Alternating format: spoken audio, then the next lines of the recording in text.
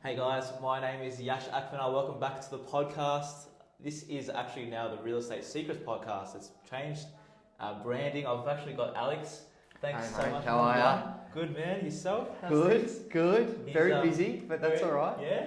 Yes. That's a lot. It's financial year now, so it's getting really busy now for you guys. It is, mate. Like I think that, especially not only the financial year, but I think that there's two things that are equating to a much more of a need at the moment, with people really feeling the pinch, unfortunately, with what's happening with interest rates at the moment. And then also you've got the other end of the spectrum with all these new first home buyers going, oh my God, I want in because the house prices have cooled a bit. So it's sort of a double-edged sword in that aspect. Yeah. But it's keeps you busy, but I love it nonetheless. Good man. Yeah. Well, today, just so you guys know, I want to interview Alex. He's been in the brokerage game for quite a while. He actually works in our office now, multiple days a week. So I love having him here. It's a good person to bounce off some ideas. But firstly, tell me about your story, how you got into the game, how long you have been doing brokerage for, and take me through that. Yeah, sure. So, look, mate, it wasn't like I was in year 12 and I was sitting there going, I want to become a mortgage broker. I can tell you that for free.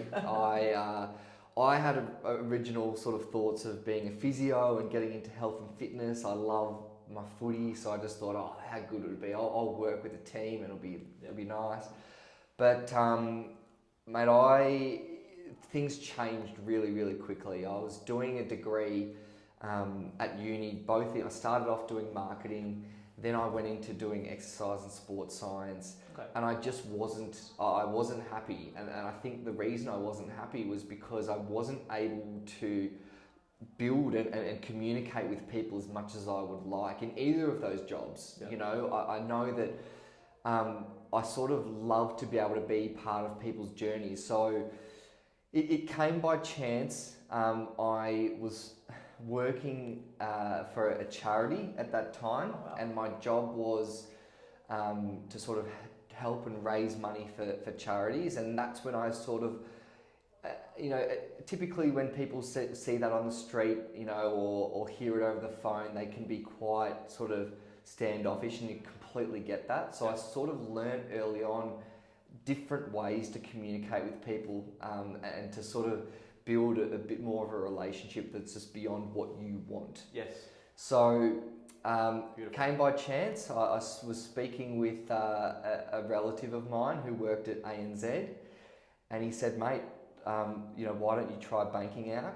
And I joined ANZ from there, and I tell you what, I started off at the lowest of low.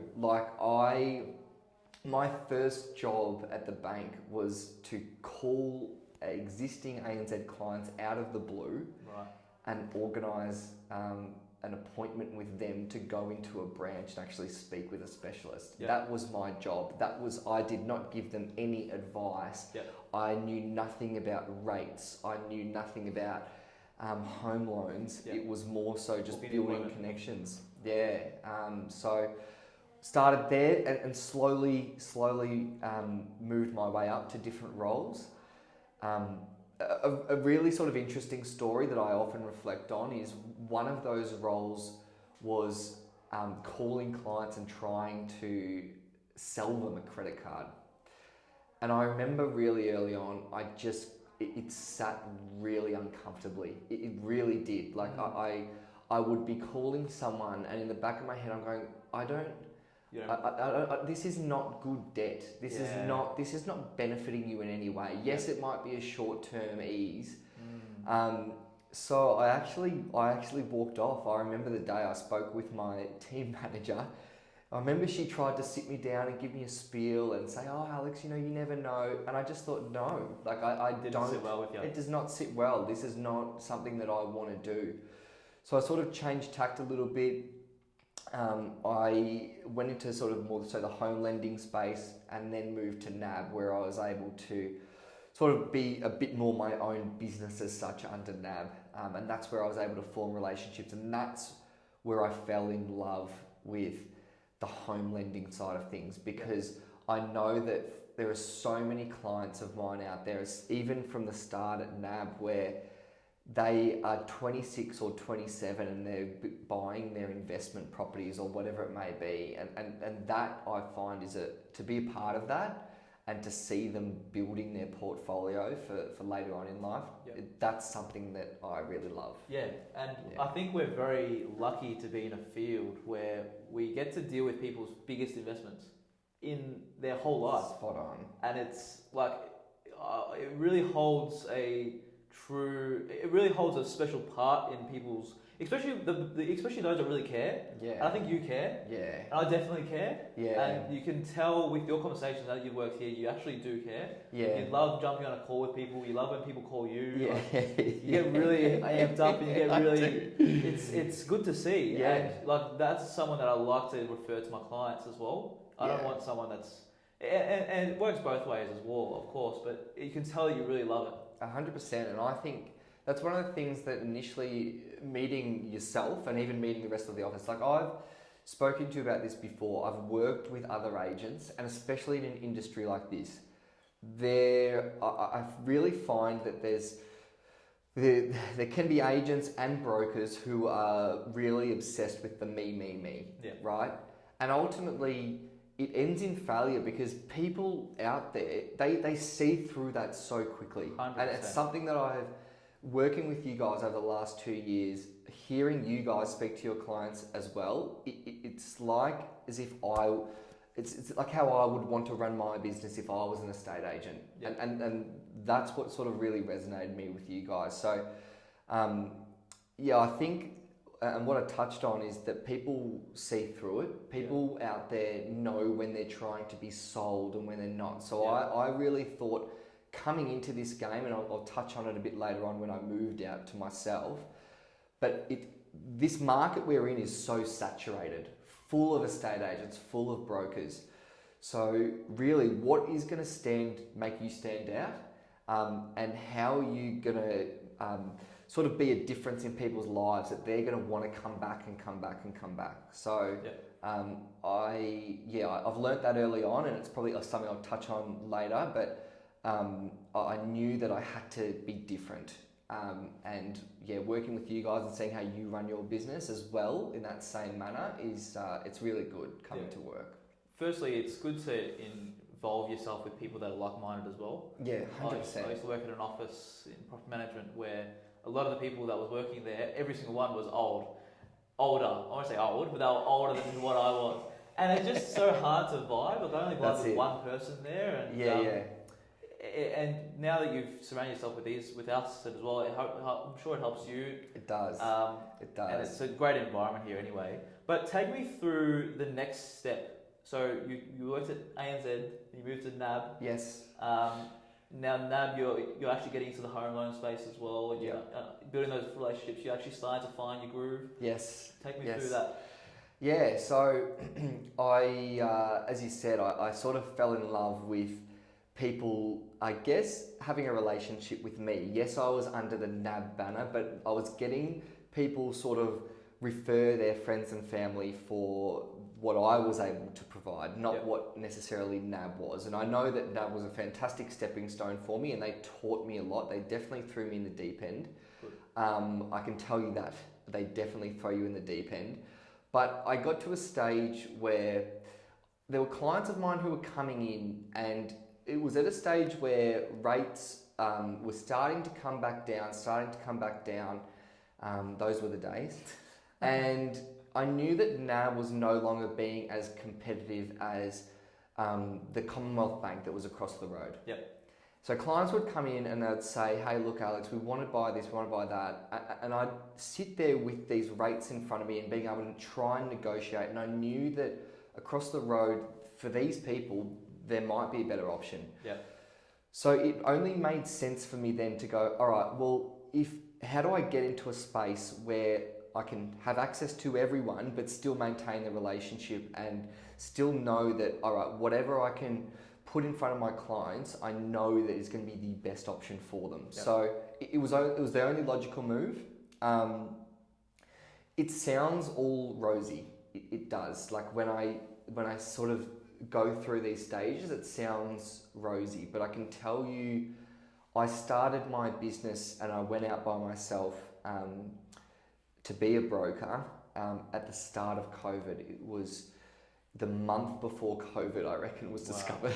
Bloody hell. And I can tell you, I started my business when we couldn't go more than 5 kilometers outside of our home. I had relationships at NAB, but obviously I need to build on them. And for the first year, that was the toughest year of my life. That was like, you go from earning a certain level every week to literally having nothing. Yeah. I put all of my savings that I had into this, but I knew that I just had to keep working hard and keep going. I'd be on my little home office, like on the phones to estate agents, trying to be like, hey, like, this is me, blah blah, and it's hard.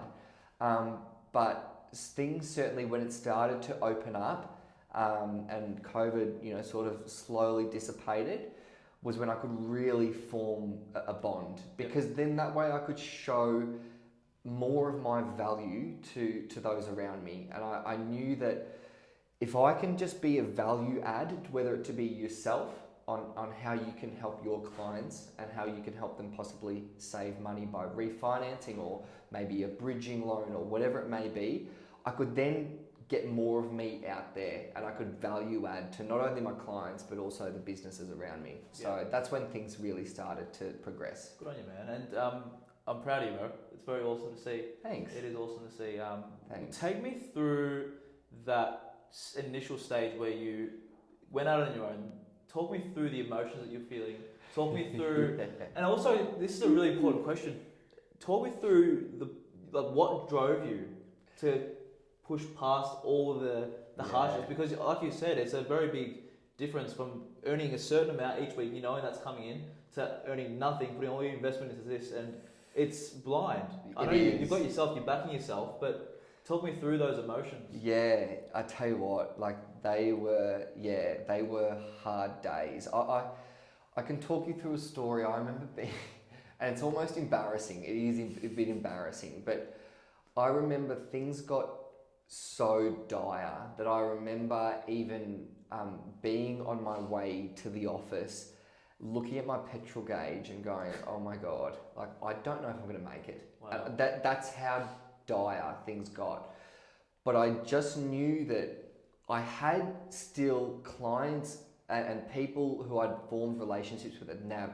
They were coming back, and often, strangely enough, I would actually be asking their advice. Like, I'd actually lean on them a lot of the time, because I was thinking to myself, okay, well, in order to be successful here, I need to get inside the mind of someone who needs my service. Yeah. What is going to be of benefit to them? How can I add value? Yeah.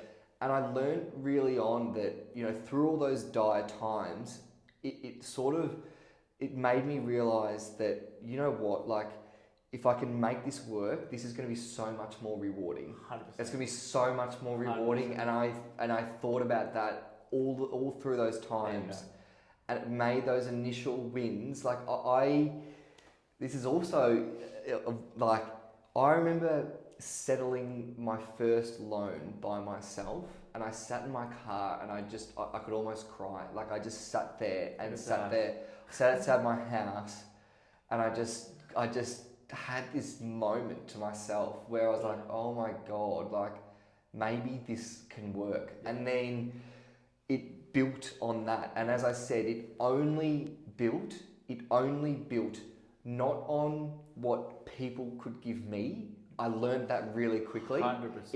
It built on, what can I do for you? I'm not going to charge you anything. I'm not going to say, hey, I'm going to give you this information. What are you going to give me back?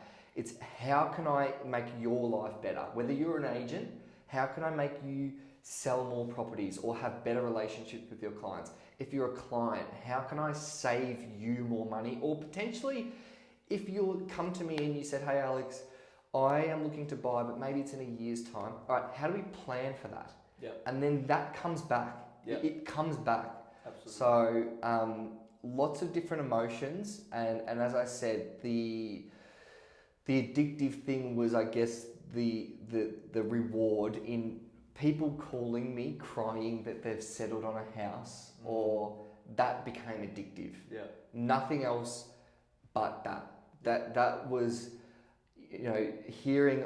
There's a client of mine. She's 22. She called me crying because her initial bank had rejected her loan because of the type of property she purchased. It took a bit to get over the line, but hearing her when we got her settled, like that's addictive. Yeah. That's addictive, and I am obsessed with that. Yeah. So you can tell you do it for the right reasons. Simply by saying that. And there's, like you said, there's people that can talk about themselves, and they talk about that crap, and you can tell it's not true. You can just read right through it. And me working with you on a daily basis, I can tell that's the truth anyway. But what do you think, maybe looking at a bird's eye view, and it'll be interesting to see your thoughts on this, what's your purpose? Like, why didn't you just stay at that? Like, I guess, and I'll tap into that in another question about difference between banks and brokers, I guess, and that's that's where you'll explain that. But why did you go out on your own? What's pushing you now? Like, I know the relationships are very important, but what's your end goal? Do you think about that much yourself? Yeah, I mean, there's two ways to look at it. You can look at, for my own sake, you could look at the numbers side of things, but I also realised early on that that's a trap. Yep. Because the more I looked at numbers and the more I thought about, okay, what am I thinking about myself? I as you said, people can see through it. As soon as you even dip into that, it's like people see through it. Yep. So my goal is to watch people's property portfolios grow. That's my goal. I want to see people build wealth and me helping them do that. Yeah. And eventually I want my goal, because of the sort of the age bracket, I focus all age brackets, but I love seeing the progression of someone, as I said, who may be 21, buy their first home, they come back and maybe they're now 25, they're buying their investment, and seeing them set themselves up and me being part of that and allowing them to be a bit more financially free. That's my goal. My goal is to build wealth for other people. And I know that if I continually do that, word will spread enough that, I will reap the rewards on my end. 100%. It's about giving first and not expecting anything in return. That's what a lot of these influencers that you watch online, they say that. Yeah. It's so true, because they've obviously walked the steps that we're walking on. Yeah. And it's like success leaves clues at the end of the day. 100%. It's a really good mission to have. Yeah. I do want to tap into the differences, in case people don't know that's watching, the differences between a bank and a broker. Like, because obviously I understand that a broker is someone that can look at multiple different options for a client. A bank's just pretty much selling their own services to that client. But talk me through the differences in case people don't know. Sure. So I think there's two levels to it whenever I explain this to someone. So the first level is, as you said, a broker on the surface can have access to all the banks, right? It means that essentially someone comes to me with a certain set of income or a certain way that they live their life, and then I'm able to place them where the bank that will look at them in the most favourable way or give them the best rate. Yep. So there's on the surface, it's more so about having access to more, and as a broker you need to know every single bank's policy and what will suit and their rates, etc., etc. Yep. So there's that level of it. Obviously, the good thing for the client as well is most brokers, including myself, don't charge. So that's nice as well. So it doesn't come out of your pocket to use our service. But the second level, which I think is really important, is what I've touched on before, is once you have your own broker, much like you have your own accountant or your financial planner, essentially the value add that a broker can give you after settlement, this advice on leading up to maybe a year away or whatever it may be. I know for me, we've got a structure in my business where every single person on our database gets a monthly email about what is happening out there, what's in the market, Beautiful. how can you best utilize this, or what the RBA is set to do, and how's this going to affect you. Yep. So my thoughts on that second level is more so a caring approach and a value add approach, what I spoke about before. Nurturing. That's it. That you're always going to be there. And the fact that you can place them or have access to every single sort of bank that's out there, you're always going to be able to act in their best interest. It's not like you're coming to, I'm a banker at CBA and I can only offer you this and that's it. And then I write the loan and then that's it. I don't see you again. So I really love the fact that a broker can be that nurturing figure and be there for whenever a client needs you after settlement, a year after, 2 years, 3 years, whatever it may be. If you want to run numbers, whatever it may be, I think that's the value add. Yeah. Yeah. And it's a big value add because For sure. like brokers, I've heard that you're legally obliged to be able to work in the best interest of the client. 100%. Yeah, you're Is spot that on. right? Yeah, so there was, as a result of, there was a Royal Commission, everyone knows sort of, that was much publicised 2 or 3 years ago. Yep. And as a result of that, which I think is great, there is legally, brokers need to, whenever we submit an application to a bank, we need to explain essentially why we are sending that person there, what their best interests are, why this suits them in the long run, in the short run. Yep. For banks, they don't have that. Yep. They don't need to provide that information. Right. So I think that having that in place at least allows my clients and clients of brokers out there to know that, you know, legally my broker is having to explain and act in my best interest why this is happening. Yeah. Why is that? Why don't banks have to supply that information? I'm not sure. I disagree with it. As a result of the Royal Commission, which, you know, I could go down that rabbit hole, but as a result of the Royal Commission, you know, there were a few reforms that came out, and in particular, I know that they wanted to heavily focus on the broker space because they saw that growing at such a rapid rate. Yeah. Okay. And I think that could have a part to do with it. That, okay, if this is going to be the source, at the moment, I think we've got 75% of loans in Australia written by a broker. Wow. So if this is going to be the major source, we need to ensure that this is all regulated. Yeah. I wish it was introduced for banks as well, but, you know, on the flip side of that, how much can they work in your best interest if they've only got access to that Exactly right. product? And that's what I was about to think about. Exactly right. And they're not telling you out there to go to the opposition. That's right. It's simple as that. They're That's not. right. And you guys are. So that's That's your right. and that's your value add, and that's Yeah. amazing for you guys. What I want to talk about as well is if you can, take me through steps around, like, for someone that's out there, like that first home buyer, the 21, 22-year-old, like, I'm sure out there, and I speak to a lot of buyers myself, it's very scary for them at the moment. And there's a lot that goes into it. They don't know where to start. They see all these prices still going up. They see interest rates going up. Like, first, what's the first step to get into the market if you're looking at buying a property or an investment property Yes. to live in? Yes. It's a funny one because you see, like, when you think of I want to buy a house, your first thought is, okay, let's look on realestate.com. Yeah. And then you go shopping. And I've done that. I have done that. Before I sort of got into this, I remember going, and I didn't just go to inspection like, this could be cool. That looks good. That looks good. Like, I'd love to buy this.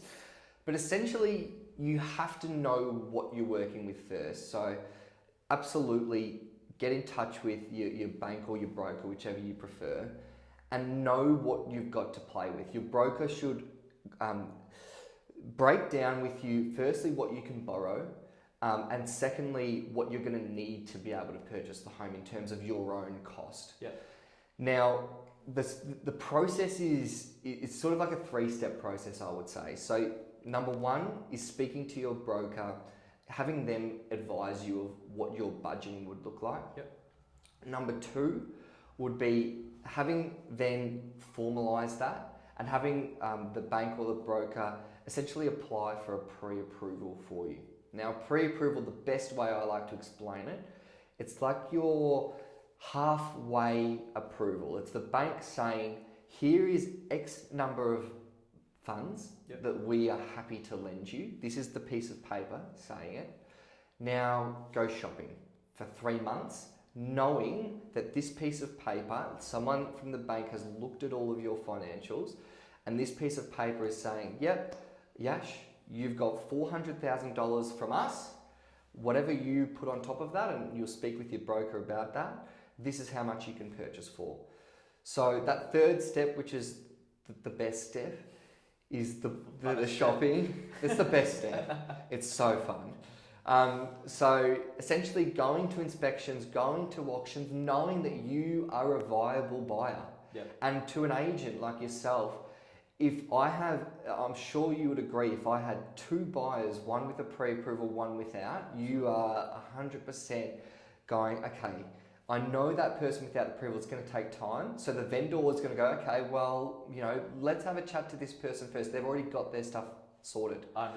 So, and then the third step after you've sort of bought is then giving that contract, once you've signed it, to your broker, and essentially settling on the property to the agreed date that you've agreed to with the vendor of the property. Yep.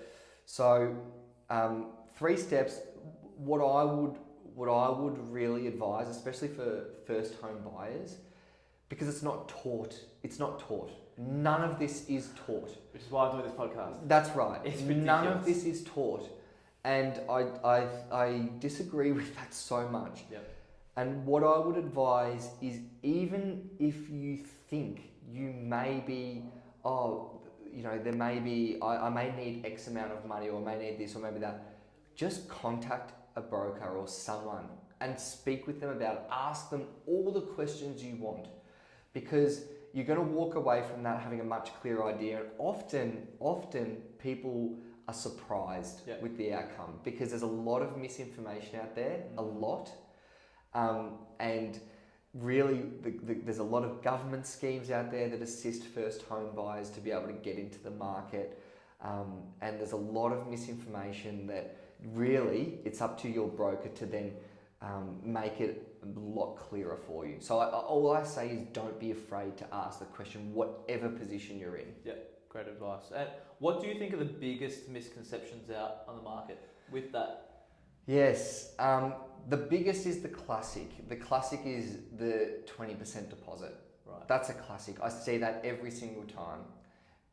And first home buyers, often they might come to me with, they might have saved 30 or 40,000, and they go, well, I'm nowhere near this. Like, I need 140,000 to be able to buy.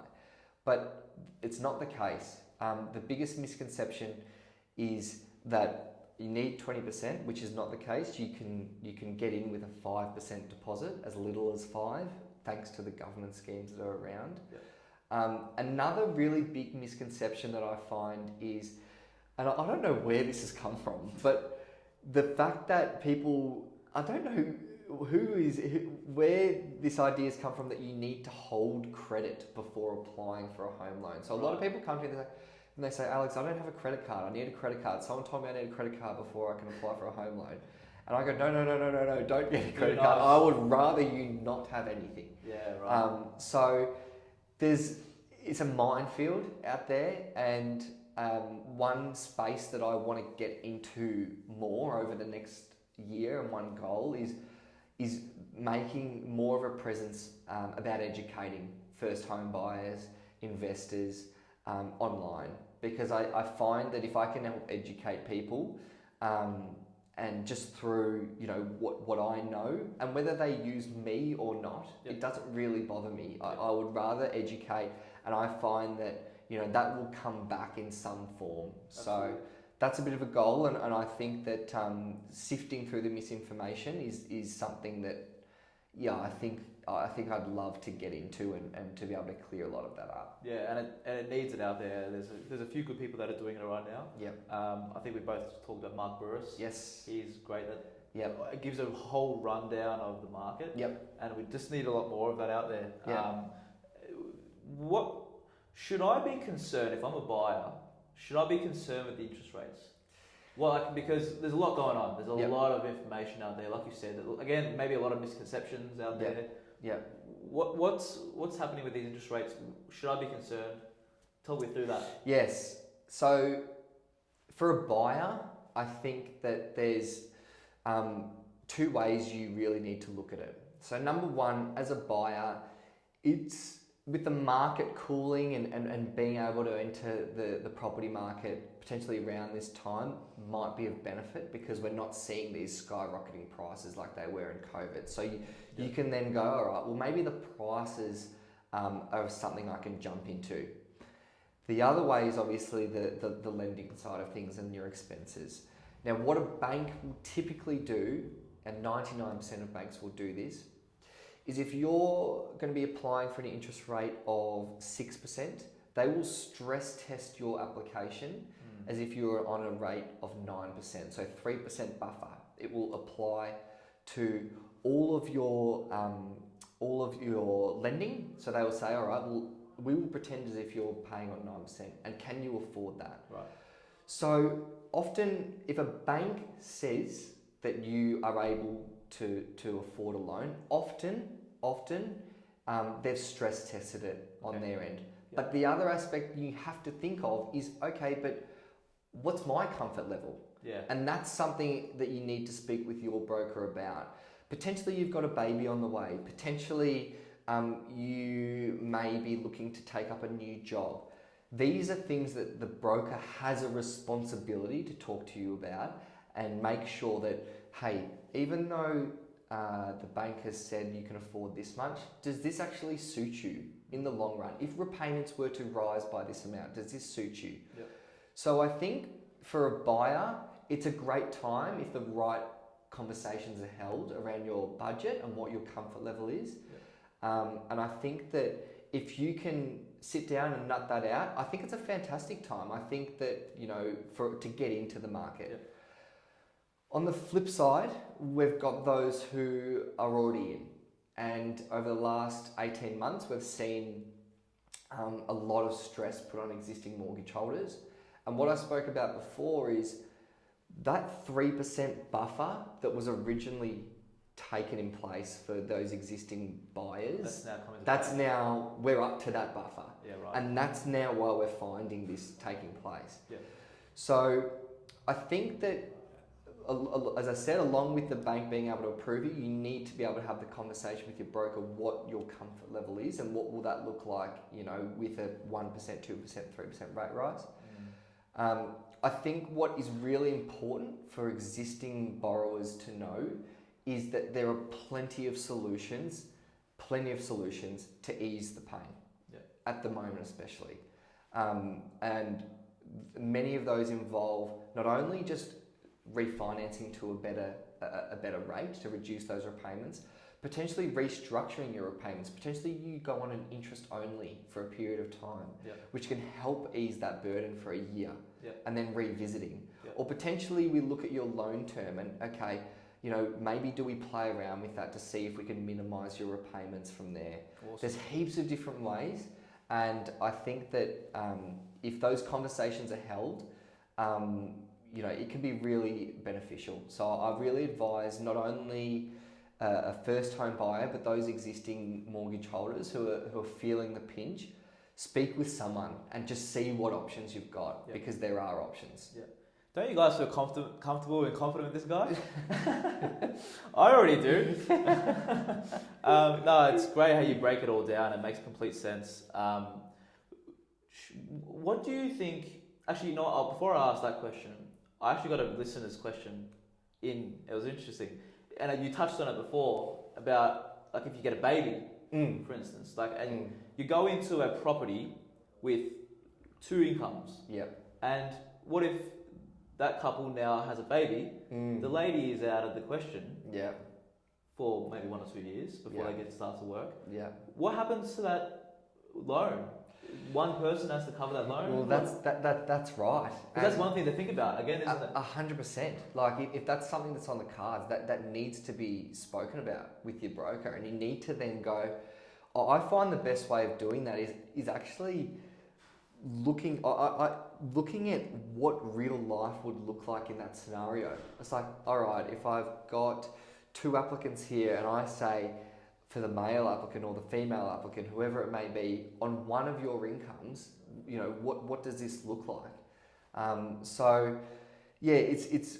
I think it's a matter of breaking it down and allowing you to go, all right, how much are you going to allow for the costs of having a baby or changing job?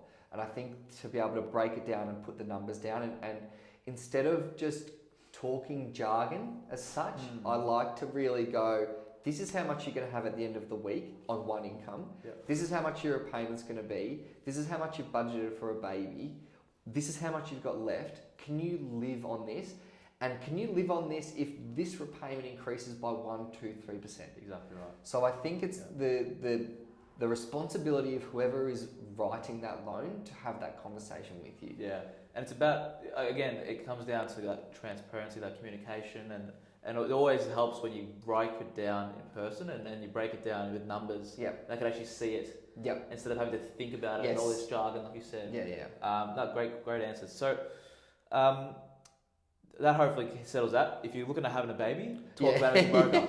Right? Simple as that. So, going back to what we were saying before about these interest rates and what's happening with these first home buyers, even these investors and everything like that, and even when you're in the market, you have a property, I'm getting a lot of people now looking at needing to sell it.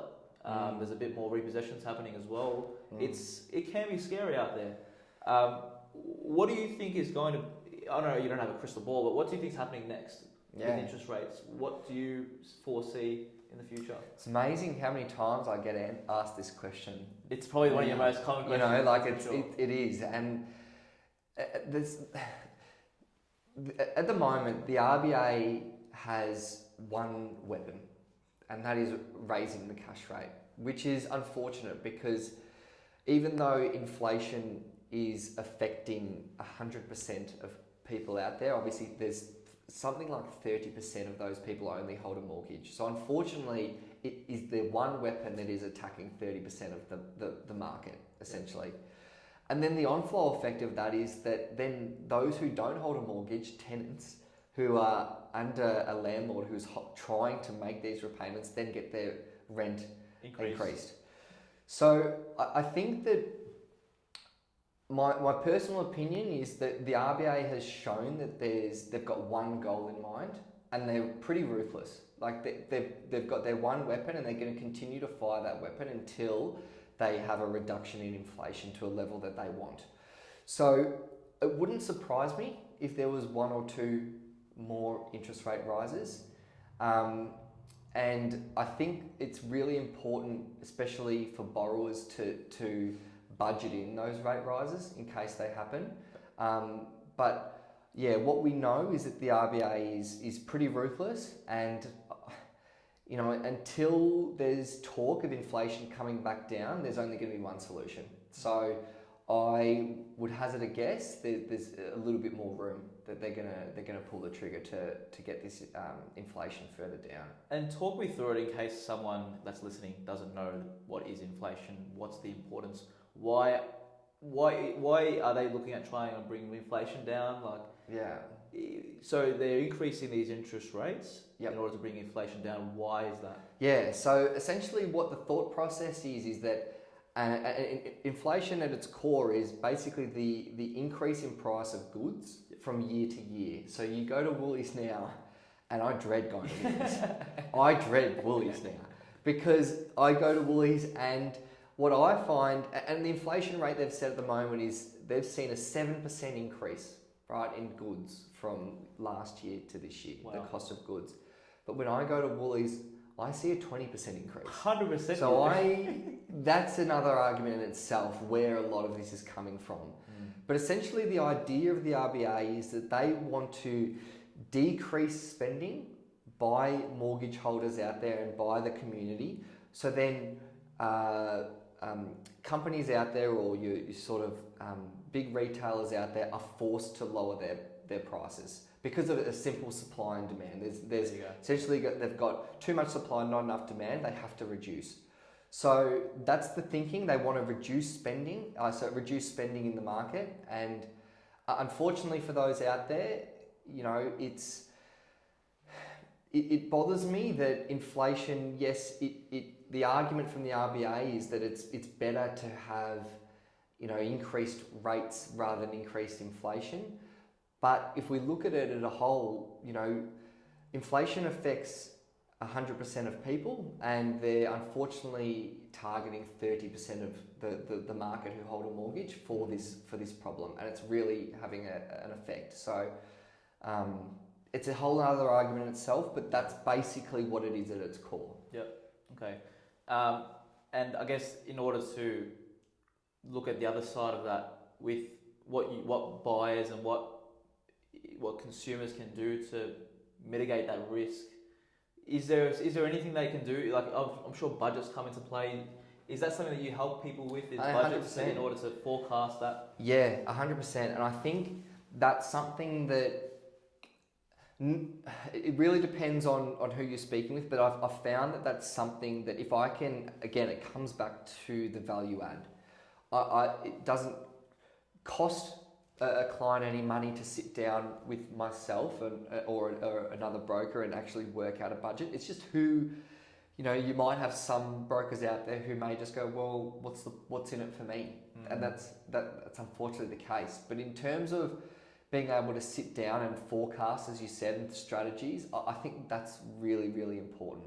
Yeah. I think only a broker will be able to go through what your future repayments would be, and the other, and what your budgeting would look like. The other major one, as I touched on before, is refinancing. And it's something that banks love to take advantage of those loyal clients. They take advantage of clients who are happy to have their loans sitting there and not check up on it or whatever it may be. And unfortunately, that's just the case. So for me as a broker, I go, well, if these banks are so ruthless on getting new clients into the door, well, I'm going to take advantage of that. Yeah. And I'm going to go to XYZ bank and I'm going to go, here's a $500,000 loan. Who is going to fight for it the most?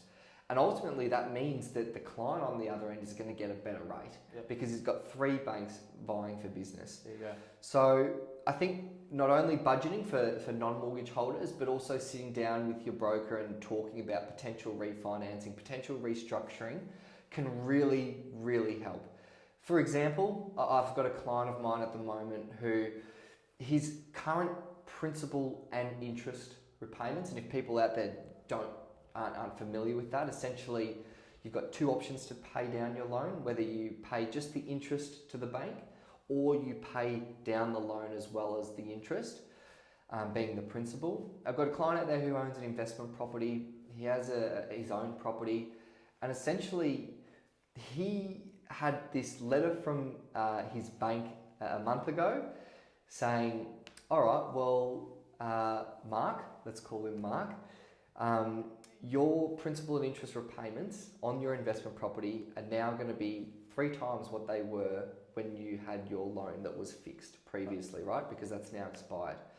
So we sat down and we worked out that maybe it's in his best interest to put his investment property onto maybe an interest only option. So he just pays the interest for the next year or 2 while he's transitioning out of his fixed period.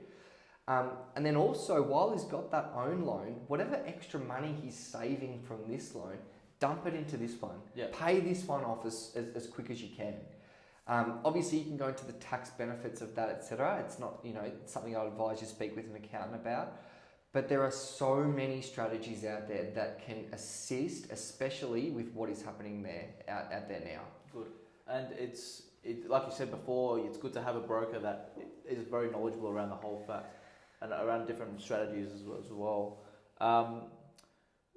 Just going back to that person as well, like if that person ever wants to go out and buy another property and they have an investment property and they're seeing a low stock at the market, and they want to make a move, what's the differences between maybe buying first and selling first? Yes. Like, talk to me about that and what you would recommend as well. It's a really, really good question. And especially, as you said, for those who are looking to transition, they've got a property at the moment and they go, okay, well, if I want to move into something else, I've got to sell my property first, but then where do I live while I'm looking? And it becomes really messy. So there's many ways that you can sort of transition into that change without having to necessarily sell your property, rent out something, or whatever it may be. There are loans out there that brokers would be familiar with called bridging loans, and essentially the way that works is the bank is essentially giving you all of the money to be able to purchase your home before you've sold, and they say, yep, Mark, you can move into this property, we're happy for you to do that. We just need to know, and we'll basically extend the funds to you. We just need to know that in the next year, you're going to sell your property and pay down those funds. And it means that it makes that transition period a lot easier. Yeah. There are lots of other strategies as well that maybe don't involve bridging, which it can be a little bit more expensive, but there's many other strategies that you can do in terms of settlement periods or potentially renting out a property in the meantime. Yep. There's lots of strategies that a broker can talk you through. And essentially, if you can figure out what is going to be most beneficial for you, it's going to save you so much money, but not only that, so much stress. Because I've had clients come to me who have sold their property and they don't know what to do, because it's like, okay, I need to buy something, but my other property is going to settle soon. So what am I going to do? Where am I going to live?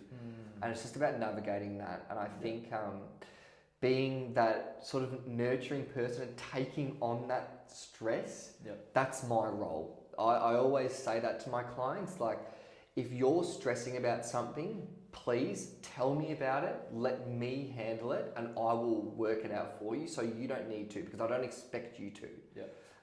So I think that's really important. And I think, as I said, there's several strategies to be able to do that. I think it's just what is going to be most comfortable for you. Yeah. Well, a lot of information. A lot of information, yes. A lot of information. Feel free to, I should have said it at the start, but take a notebook, go through again, watch it again. A lot of different pointers, or just give Alex a call. Yes. It's probably the best way to do it. Unless you want to do it yourself, good luck with that. I'm sure there's ways of doing that. But that's actually a lot of what I wanted to talk about. I appreciate you having me on, man.